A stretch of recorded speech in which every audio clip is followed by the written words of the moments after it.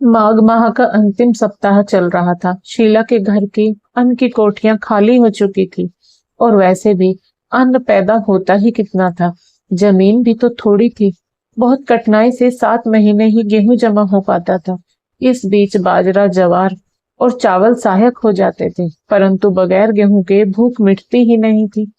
लगभग एक सप्ताह से 6 लोगों का परिवार सुबह और दोपहर को भुने आलू ही खा रहे थे।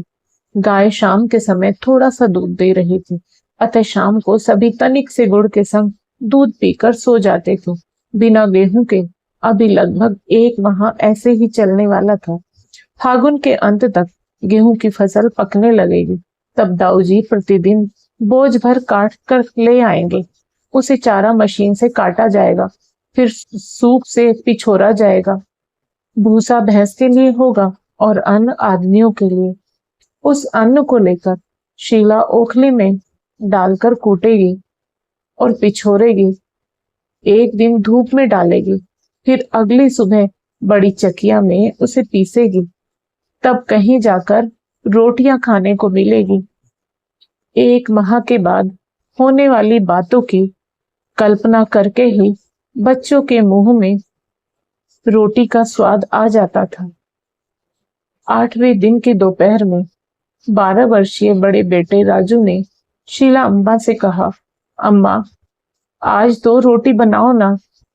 आलू खाते खाते ऊब होने लगी है। अम्मा ने प्यार से उसके सिर पर हाथ फेरते हुए कहा, बेटा, आलू से भी कहीं पेट भरता है क्या किसी का? लेकिन घर में गेहूं का एक भी दाना नहीं है। ज्वार और बाजरा की उपज इस बार कमजोर थी, सो घर आते ही समाप्त हो गए। हाँ, चावल हैं, लेकिन बहुत कम बचे हैं। गर्मियों में चावल खाना अच्छा लगता है। अभी बना लिए तो वे भी समाप्त हो जाएंगे। शीला अम्मा ने बेटे को समझाते हुए कहा, देखो राजू, तुम्हारे दाऊजी से कहूंगी, वे कहीं से आटा लेके आएंगे तो रोटी बना दूंगी। बेटा आश्वासन पाकर मुदित मन से बाहर खेलने चला गया, लेकिन मां को उलझन में डाल गया। वह जानती थी कि गृह स्वामी को मांगना और उधार लाना बिल्कुल पसंद नहीं है। जितने पैसे होंगे उतना ही सामान लाएंगे। अगली बाजार तक गुड़ तैयार हो जाएगा।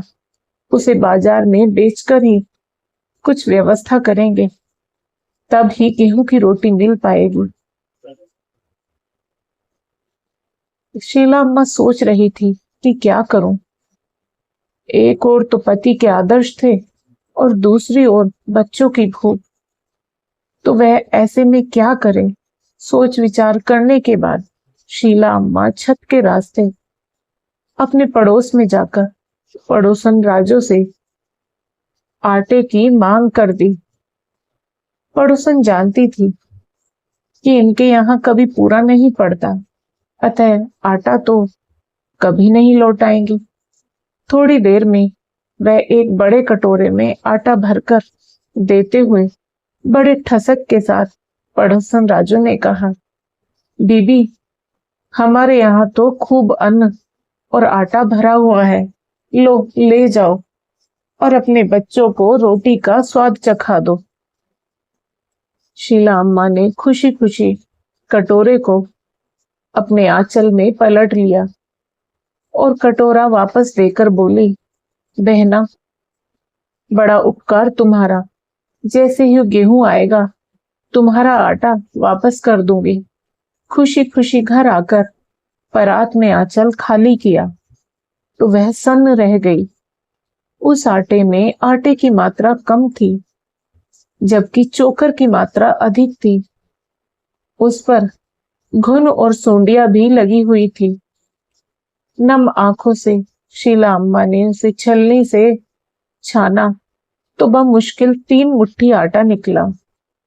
अब अम्मा ने झटपट एक कटोरी चावल निकाला और चक्की में पीस लिया। चावल के आटे को मांग कर लाए आटे में मिलाया और फिर ज्वार की रोटियों की तरह 5 रोटी बना ली, टमाटर की चटनी पीस ली, रोटियों में बहुत अच्छे से घी लगाया। शाम को चारों बच्चों और सास को एक एक रोटी जिमाई, एक एक कटोरी दूध दिया और बिस्तर लगा दिया।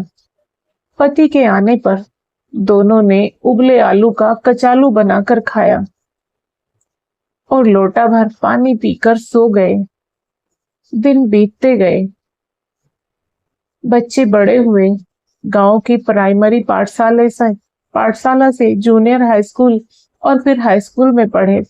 इंटर के लिए साइकिल से 7 किलोमीटर दूर जाने लगे। फिर ग्रेजुएशन के बाद 2 बेटे एक एक करके शहर में काम करने लगे। घर की सूरत और हालात बदलने लगे। अम्मा और बाबूजी के रहन सहन में भी परिवर्तन दिखने लगा। दादी तो स्वर्ग सिधार चुकी थी। दोनों छोटे बच्चे भी पढ़ाई में तेज दिख रहे थे। वर्षों बाद बड़े बेटे राजू ने शहर में एक ढाबा खोला। अम्मा के आग्रह पर वह प्रत्येक दोपहर गरीबों को निःशुल्क भोजन दिया जाता था।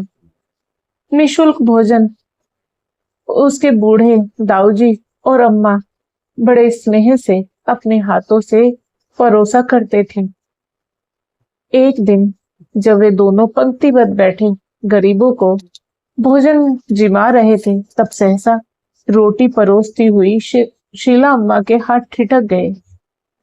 सामने बैठा भोजन पाने वाला कोई और नहीं बल्कि अम्मा की वही पड़ोसन राजो थी। शीला अम्मा को कुछ याद आया तो उनकी आंखों से पानी छलक आया। शीला अम्मा ने उसे अधिक रोटियां परोसी और कहा, बहन, जब भी भूख लगे आ जाया करो। अम्मा की आंखों में आंसू थे। शीला अम्मा अपनी साड़ी के पल्लू से आंसू पोंछ रही थी। तभी बेटे राजू ने अम्मा को आंखें पोंछते हुए देखकर अम्मा से पूछा, क्या हुआ अम्मा, आप रो क्यों रही हो? कुछ नहीं बेटा, बस विधाता के विधान को सोचकर आंसू आ गए। जो हाथ एक एक रोटी को तरसते थे, वो आज प्रतिदिन 50 लोगों को रोटियां खिला रहे हैं। जिन्हें अपने अन्न भंडार पर घमंड था, वे आज दूसरों की दया पर आश्रित हैं। बेटा, तुम्हें यही कहूंगी कि जब तक संभव हो तुम गरीबों को यूं ही भोजन कराते रहना। जी अम्मा, बस आपका आशीर्वाद यूं ही बना रहे, कहकर बेटे ने अम्मा के पैर छुए और अपने काम में व्यस्त हो गया। आज शीला अम्मा और उसका परिवार भूखों को रोटी खिला रहे हैं, क्योंकि उन्हें पता है रोटी की कीमत क्या होती है। दोस्तों, आपको आज की कहानी पसंद आई हो तो कहानी को लाइक करें, शेयर करें और साथ ही हमारे चैनल को सब्सक्राइब करें। बेल आइकन को प्रेस करके ऑल बटन पर क्लिक करना ना भूलें। राधे राधे प्यारे दोस्तों।